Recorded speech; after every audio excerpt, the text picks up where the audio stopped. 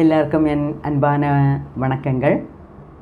இன்றைக்கி நம்ம பார்க்க போகிறது 137வது வீடியோ.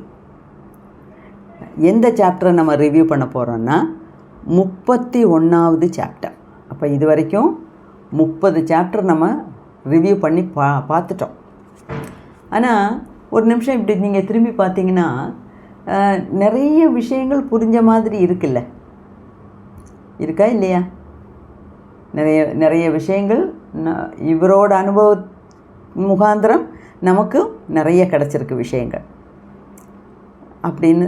அதாவது இப்போ என்னை பொறுத்த வரைக்கும் நிறைய விஷயங்கள் புரிஞ்சதுன்னா, ஒருத்தருக்கு ஒரு குரு கிருபையினால், குரு கடாட்சத்தினால, குரு அனுகிரகத்தினால என்னென்ன நடக்குங்கிறத ஒருத்தர் விலாவாரியாக சொல்லியிருக்கும்போது அதை படிக்கும்போது நமக்கும் நல்ல ஒரு கிளாரிட்டி ஆஃப் தாட் இருக்குது. அது மட்டும் இல்லை, இப்போ தான் ரீசெண்டாக தான் லார்ட் சிவாவை பார்த்துட்டு வந்திருக்கார். தியானத்தில் அந்த சிவனே பிரத்யட்சமாகி பேசிகிட்டு இருக்கார். அதுக்கு மேலே என்ன வேணும்? ஸோ இதெல்லாம் நமக்கும் சாத்தியமே அப்படிங்கிறது தான் எனக்கு இருக்கிற ஒரு பெரிய சந்தோஷம். நான் முக்தானந்தாவுக்கு நடந்தது எனக்கும் நடக்கும், உங்களுக்கும் நடக்கலாம். ஓகே, நடக்கிறதுக்கு உண்டான சாத்தியக்கூறுகள் 100% உண்மை. ஓகே. அப்போ இது ரொம்ப சின்ன சாப்டர். ஏன்னா அவருக்கு சிவனையே பார்த்துட்டாரு. சிவன் நிறைய பேசிட்டு போயிட்டார். அதுலேயே அவருக்கு ஒவ்வொரு செல்லும் சந்தோஷத்தினால நிறைஞ்சிருக்கு. ஒவ்வொரு செல்லுலேயும், ஒவ்வொரு மயிர்கால்லையும், ஒவ்வொரு அவயவங்கள்லேயும் அவ்வளோ சந்தோஷம். அதாவது 5வது லேயருக்கு போயிட்டார். ஆனந்தமய கோஷால இப்போ குளிச்சிட்ருக்கார். ஆனந்தத்தில் குளித்து நீராடி சுகம் கண்டுட்ருக்கார். அதுதான் அந்த பிளிஸ், அதுதான் அந்த பரமானந்தம். ஸோ ஆனந்தம்னா என்ன, பரமானந்தம்னா என்னன்னு நம்ம பார்த்துட்டோம். ஸோ இது பரமானந்தம். ஓகே. ஸோ இப்போ என்ன சொல்கிறாரு, the eternal blue of consciousness. அவருக்கு இந்த அத்தியாயத்துக்கு அவர் கொடுத்த டைட்டில் என்ன தெரியுமா? Eternal blue of consciousness.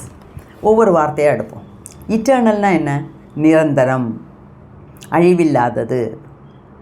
ப்ளூனா நீல கலர். ஏன் அந்த நீல கலர் ப்ளூன்னு சொல்லியிருக்காருன்னா, அந்த ப்ளூ பேர்லேருந்து தான் இதெல்லாம் வந்திருக்கு. அதனால் ப்ளூன்னு ஆட் பண்ணிக்கிட்டார்.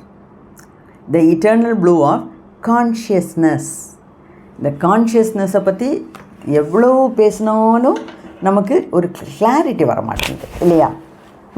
எனக்கு கிளாரிட்டி இருக்குது. உங்களில் எத்தனை பேருக்கு அது கிளியராக புரியுதுன்னு எனக்கு தெரியலை. ஏன்னா நீங்கள்லாம் கமெண்ட்ஸில் ஏதாவதெல்லாம் கொஞ்சம் எழுதுனா தான் எனக்கு கொஞ்சம் ஐடியா கிடைக்கும் உங்கள் மனசில் இப்போ என்ன ஓடுது, எவ்வளோ தூரம் நீங்கள் புரிஞ்சுருக்கீங்கன்னு. ஏன்னா ஒரு ஸ்கூலில் ஒரு பாடம் நடத்திட்டு டீச்சராக அடுத்த நாள் போய் டெஸ்ட்டு வச்சு எல்லா குழந்தைங்களும் எந்த லெவலுக்கு புரிஞ்சுக்கிட்டு இருக்காங்கன்னு கண்டுபிடிக்கிற மாதிரி இங்கே என்னால் பண்ண முடியல. நீங்களும் இந்த கமெண்ட்ஸ் எல்லாம் ஒன்றும் எழுத மாட்டேங்கிறீங்க.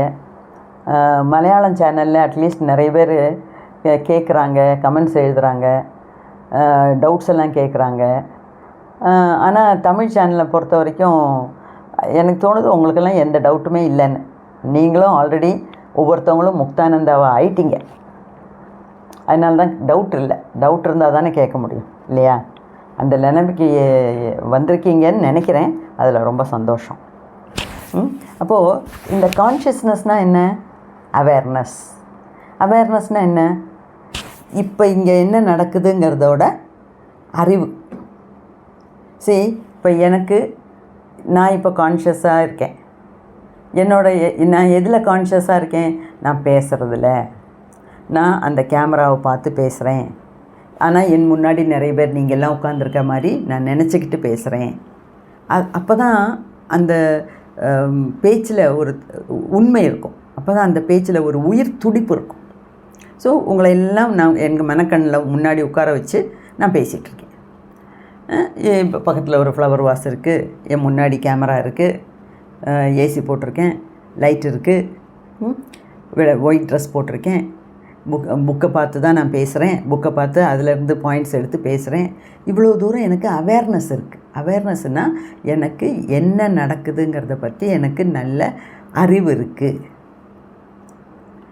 இப்போது இந்த இட்டர்னல் ப்ளூ ஆஃப் கான்ஷியஸ்னஸ்னால் அதுக்கு அர்த்தம் வேறு.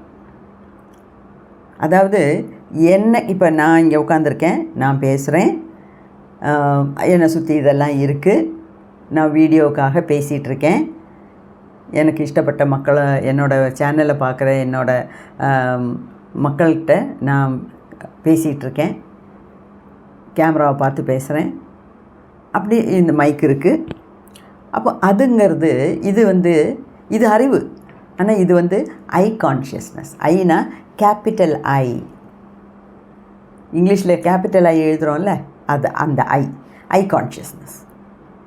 எனக்கு என்னை பற்றின அறிவு இருக்குது. அதே மாதிரி ஆனால் இங்கே இந்த ப்ளூ கான்ஷியஸ்னஸ்னால் என்ன? கான்ஷியஸ்னஸ்ங்க அவேர்னஸ்ங்கிறது ப்ளூ கலரில் இருக்கும்னா இல்லவே இல்லை. அதுக்கு கலரும் கிடையாது, நிறமும் கிடையாது, ஒன்றும் கிடையாது. அந்த கான்ஷியஸ்னஸ்ங்கிறது யூனிவர்சல் கான்ஷியஸ்னஸ். யூனிவர்சல் கான்ஷியஸ்னஸ்னால் என்ன? இந்த பிரம்மாண்டமான பிரபஞ்சத்தோட அறிவு.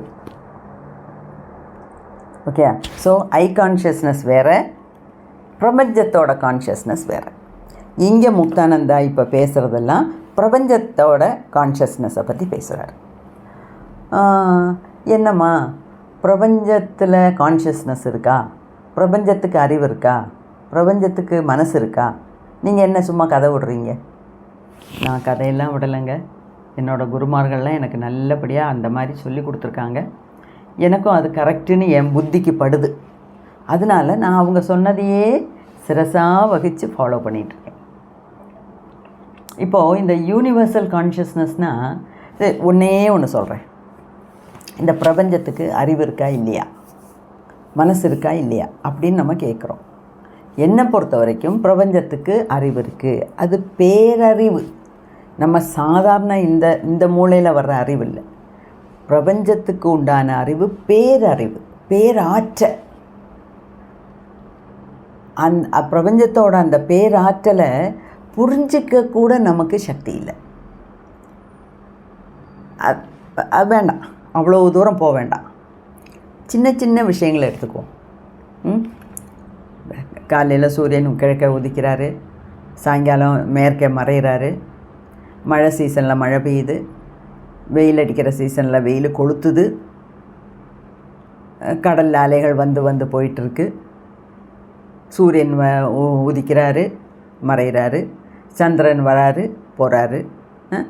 இந்த மாதிரி கோடானு கோடி விஷயங்கள் அவ்வளோ கரெக்டாக நடக்குது.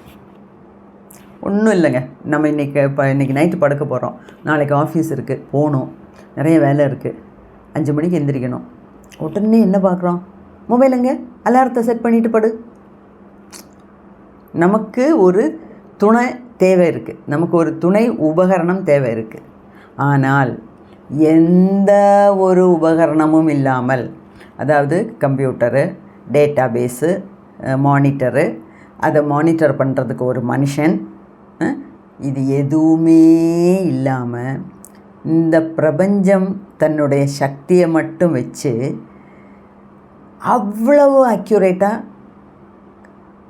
விஷயங்களை நடத்திட்டுருக்கு. அதுக்கு தான் பேர் பேரறிவு, பேராற்றல். அந்த பிரபஞ்சத்துக்கு உண்டான அறிவுக்கு பேராற்றல், பேரறிவு அப்படின்னு அர்த்தம். அதைத்தான் இவர் கான்ஷியஸ்னஸ்ங்கிறார். அப்போது இந்த அதாவது இந்த ஐ கான்ஷியஸ்னஸ்ஸு என்னைக்கு அந்த பிரபஞ்ச மனசோடு சேர்ந்து ஒன்றாகுதோ அன்னைக்கு தான் அந்த நான் தான் சிவா, சிவன் தான் நான் தான் கடவுள், கடவுள் தான் நானும் கடவுளும் வேற இல்லை, நானும் இந்த பிரபஞ்சமும் வேற கிடையாது அப்படின்னு என்னைக்கு நமக்கு நம்மளோட சொந்த அனுபவத்தில் நம்ம ஃபீல் பண்ணுறோமோ, இப்போ நான் பேசுகிறதெல்லாம் முக்தானந்தாவோட புக்கை படிச்சுட்டு பேசுகிறேன், எனக்கு இன்னும் அந்த மாதிரி ஒரு அனுபவம் வரல. ஓகே, அந்த மாதிரி என்னைக்கு அனுபவம் வருதோ அன்னைக்கு தான் நான் முக்தன் ஆவேன், அன்னைக்கு எனக்கு முக்தி கிடச்சிதுன்னு அர்த்தம். ஓகே, ஸோ இப்போ கான்ஷியஸ்னஸ்னு பேசுகிறது, முக்தானந்தா பேசுகிறதெல்லாம் அந்த பிரபஞ்சத்தோட கான்ஷியஸ்னஸை பற்றி பேசுகிறார். அப்போது அவர் என்ன சொல்கிறாரு, சரி இவ்வளோ நாள் என்ன தேஹோகம் அப்படின்னு நினச்சிட்டு இருந்தேன். தேகம்னா என்ன? உடம்பு. அப்போ தேஹோகம்னா நான் தான் இந்த உடம்பு, அப்போ முக்தானந்தானா இந்த உடம்பு அப்படின்னு நினச்சிட்டு இருந்தேன். இன்றைக்கி அதை மாறி சிவோகம் அப்படிங்கிறதோட அர்த்தம் புரியுது. சிவோகம்னா என்ன? நான் தான் Sivan. I am lord Shiva, I am he is I. நேற்றுக்கே சொல்லிட்டார். அதையே அவர் திருப்பி திருப்பி அசை போட்டுக்கிட்டு இருக்கார். அதை அப்படியே அனுபவித்து பார்க்குறார். சிவோகம் சிவோகம் சிவோகம், நான் தான் சிவா, சிவா தான் நான் அப்படிங்கிற ஒரு ஐ எம் ஹீ இஸ் ஐ அப்படிங்கிற ஒரு நிலைமைக்கு வந்துட்டார். அதை பற்றி தான் பேசுகிறார். இதில் திருப்பி அதே தான் சொல்லிகிட்ருக்காரு.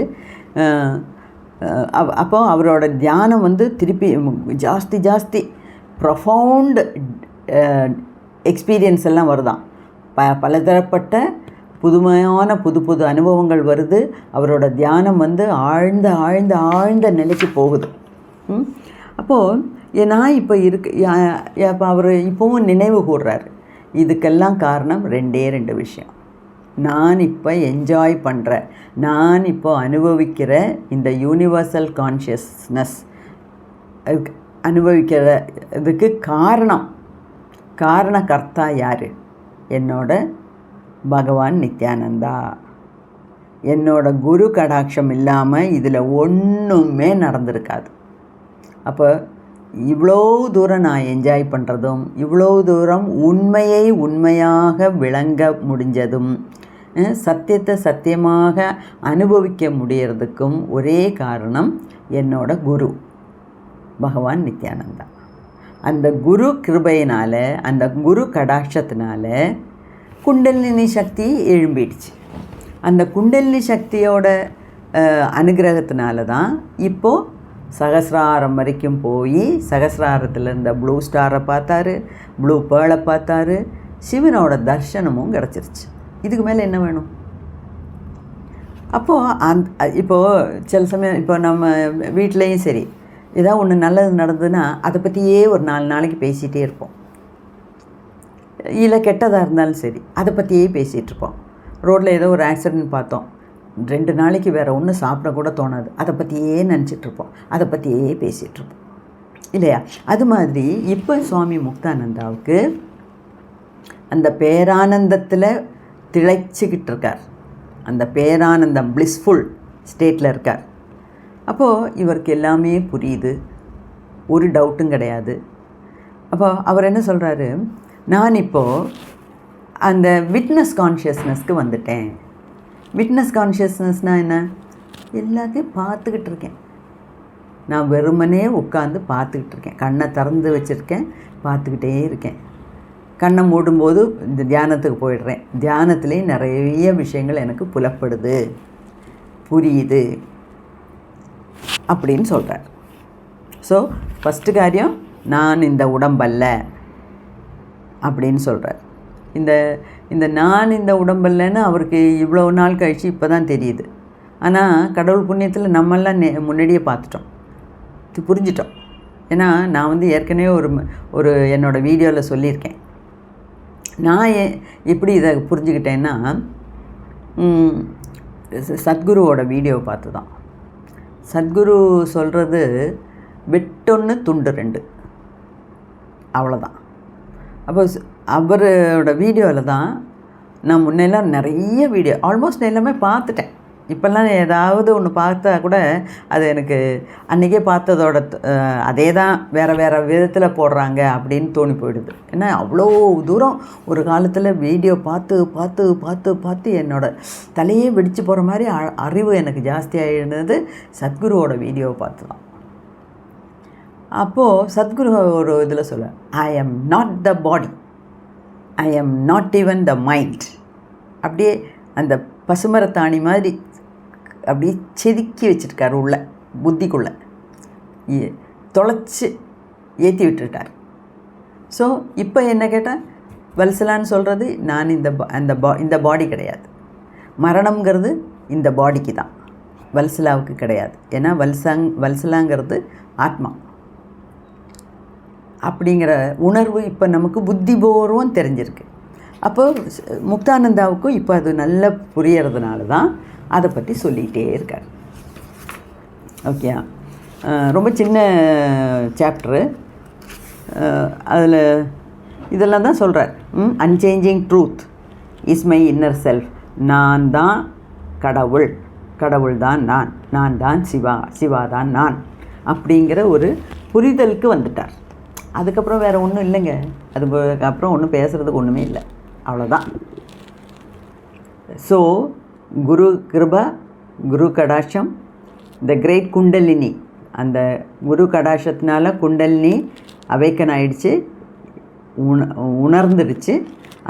அந்த உணர்தல்னால the great Kundalini continuously deepened my meditation and my knowledge of the absolute.